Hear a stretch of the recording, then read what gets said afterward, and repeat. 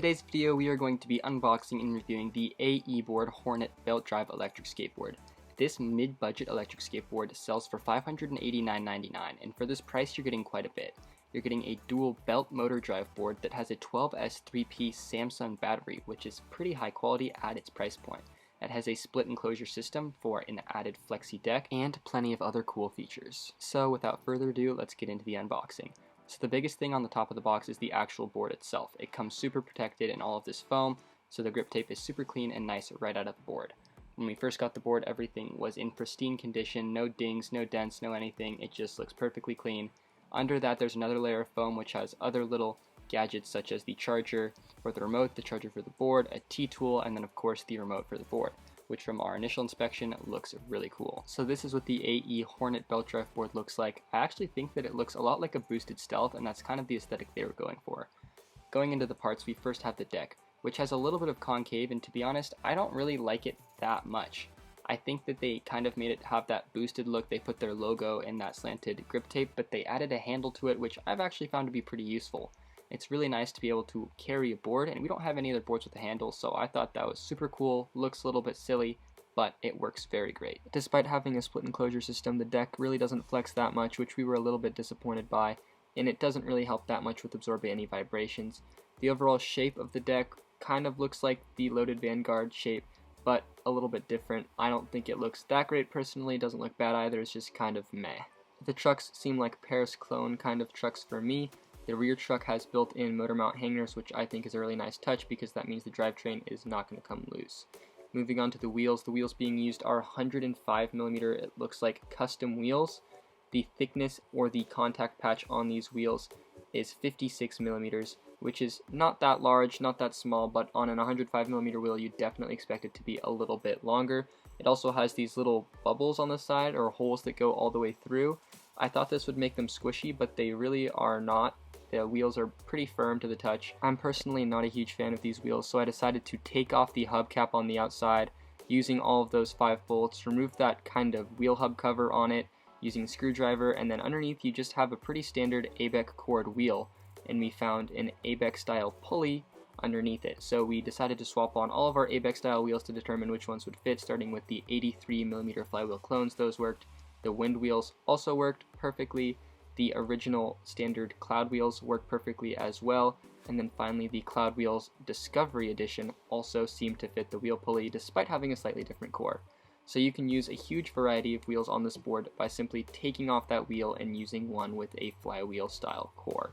So that's a super great feature if you don't like these wheels. The AE board uses a split enclosure style system similar to the boosted board, basically meaning that the battery is in the front enclosure and the wires go through the deck to the rear enclosure where the ESC is placed, and then this connects into the motors.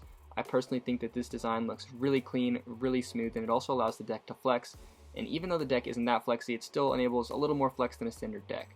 The rear enclosure has all of the electronics and the power switch, and the front enclosure, like I said, has the battery, which is a 12S 3P Samsung 20R cell battery.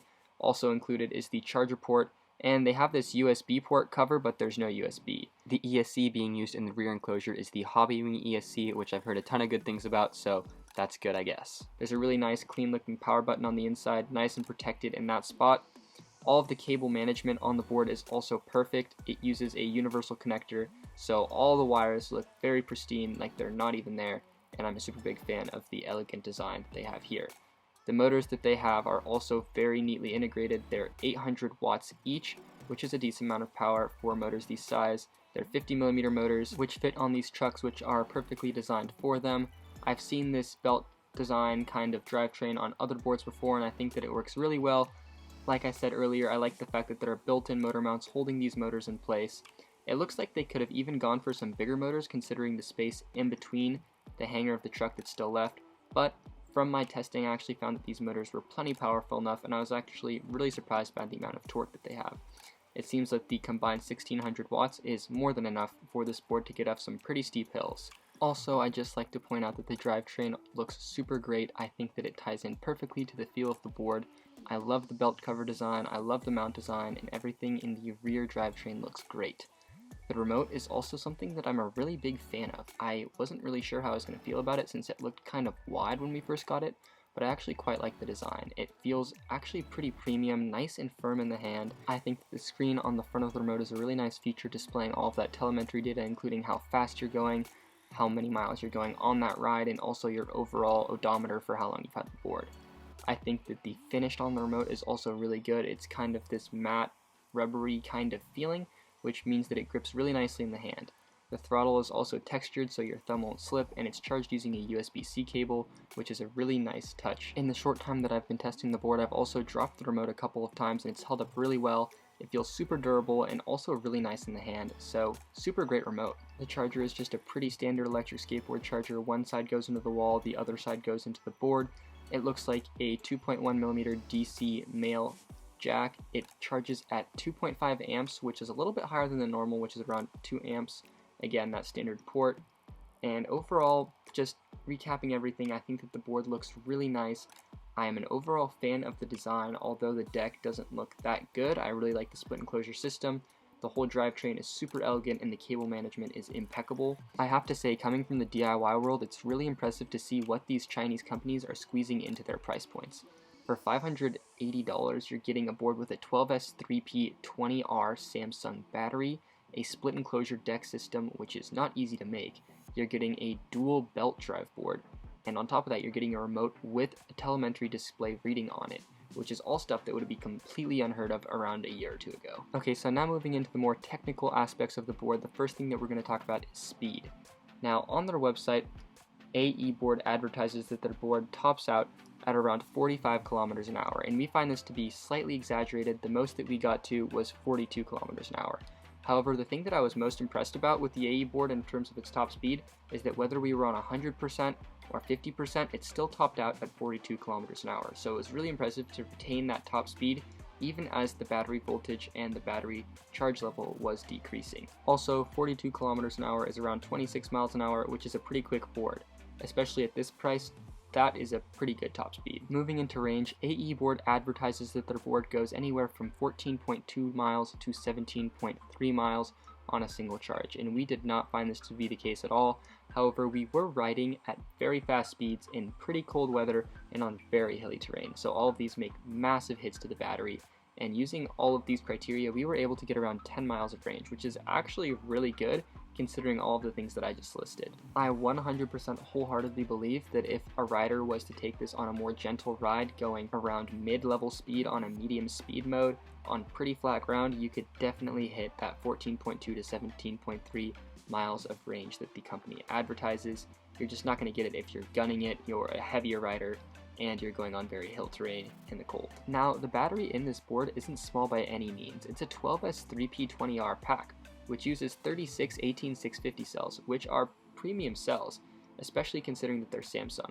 What's really important to realize is that the 20R cells only have 2000 milliamp hours of capacity, meaning that the pack is only 259.2 watt hours.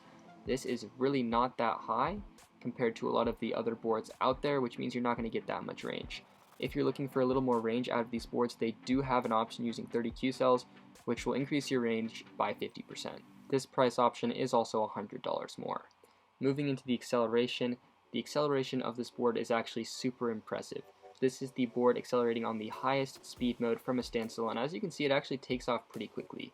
By no means is it going to compete with a DIY, but for a budget build at only $590, it's actually accelerating pretty hard. It even threw me off one of the times, but it absolutely takes off. Those belt motors just launch it. The braking on the board is also super solid. We're able to pretty much bring it to a complete stop on hills, not completely, but we can get it close enough to the point where you can step off with ease, even on the steepest hills, which is good enough for my standards and good enough for most people riding their boards. It doesn't even come to a complete stop. The hill climbing on the board also kind of ties into the acceleration and the torque, and I was very impressed by this. AE Board claims that this skateboard can climb hills up to 35%, which I don't quite buy. We weren't able to find a hill that would stop it, but we also didn't test any hills over 25%. On these hills, it did perform extremely well, but 35% is super steep, and I don't really think that there's many boards that it can even do that, even the extremely premium boards. So I think that's a little bit of an exaggeration, but regardless, this board climbs hills with extreme ease. Even with those tiny 50mm motors, it was still able to climb very quickly, so if you're looking for a board that can climb hills at a budget, this is definitely going to be a great option for you. And especially because it uses belt motors, that means that there's going to be a lot of torque going through them compared to something like hubs or even direct drives. So it's a super great option for any of you guys living in hilly areas that want a budget board. Next we have the ride feel, which is definitely the area that you can feel the most that this is a budget electric skateboard. We tested this on some pretty bumpy sidewalks, and honestly I didn't think that it was that smooth. Although we did say the deck doesn't have that much flex, it does help a little bit with the vibrations, but the wheels are pretty much awful and useless. As you can see right here, the deck takes pretty much all of the shock. It isn't really that flexy or springy, so it's not super great for carving. If you loosen the trucks, you can get a really nice turning radius on the board, but it's not going to be a really good carver like a loaded Vanguard on a boosted board. But then again, that's a $1,500 board from the past versus a $590 electric skateboard, so you can't really compare the two. Overall, at its price point, I don't think it's awful. I definitely think the wheels are the biggest shortcoming from the ride feeling. I think perhaps that the metal hubcap on the outside of the board really prevents the wheels from absorbing those shocks, and also the design with those holes isn't that great of a design in my opinion. Overall, the wheels are just not good. So the good thing about that is that you can use other wheels of your choice to make this ride super smooth, and I think that the board would have a really nice ride feeling. This by any means does not mean that the board is not fun to ride. I still have so much fun riding this board, even coming from the insanely powerful boards that we ride like our DIYs and the Demon 2.0s. This is still just a different angle to the electric skateboard that I have so much fun riding. I will say that the grip in terms of the ride feeling isn't that great. I think that has to do with the 56mm contact patch, and also just the formula of the wheel isn't very soft. Overall, I'd say the ride feeling is average. Coming from the budget board perspective, you really can't expect too much. I will say that the performance of the board, other than the ride feeling, is pretty darn good, and I was really impressed by it. Okay, so now getting into the features, and this board actually has a surprising amount of really cool features for the mid-budget board price range. The biggest of these to me is the waterproofness. We actually rode this through quite a few puddles, splashed it around in it a little bit, and it held up perfectly.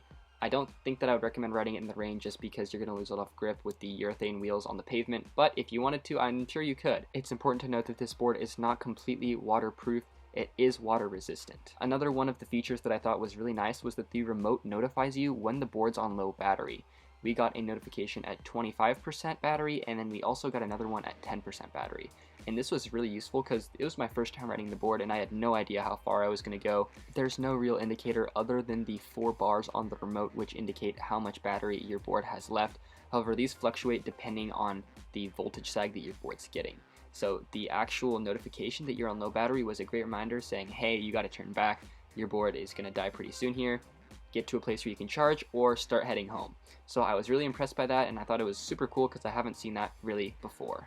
Anyways, that really concludes all of our thoughts and our review on the AE Hornet belt drive electric skateboard. I think for $590 you're getting a really solid electric skateboard at a mid-tier price point. You're getting a 12S 3-piece Samsung battery, a dual belt drive board with very good hill climbing, a board with decent range, a remote with live telemetry display reading from the speed of your board, and an odometer. It also has a charger that charges the board in 3.5 hours, a handle to carry the deck. It's 16 pounds, which makes it relatively portable, and overall I just think that for the mid-tier boards, it's one of the best ones that I've seen out there, and definitely the best one that we have ridden so far. So if you're interested in picking one of these up, we have a link down in the description. We have a $50 off discount code that we've nabbed for you guys, so also make sure to go use that. That will be in the description below. As usual, thank you guys so much for watching. If you enjoyed the video, please make sure to like it, comment down below what you think of the AE Hornet belt drive electric skateboard, and let us know what you think about it. Also, if you aren't already subscribed, please make sure to subscribe to us. It helps us out more than you would ever know. We have a ton of really cool DIY electric skateboard builds, pre-built electric skateboard reviews, and e-skate products that we review on this channel. So if you're interested in those, subscribe, show us your support. It really helps us as a channel grow and be able to create more videos like this. So thank you guys so much for watching, and we will see you guys in the next video.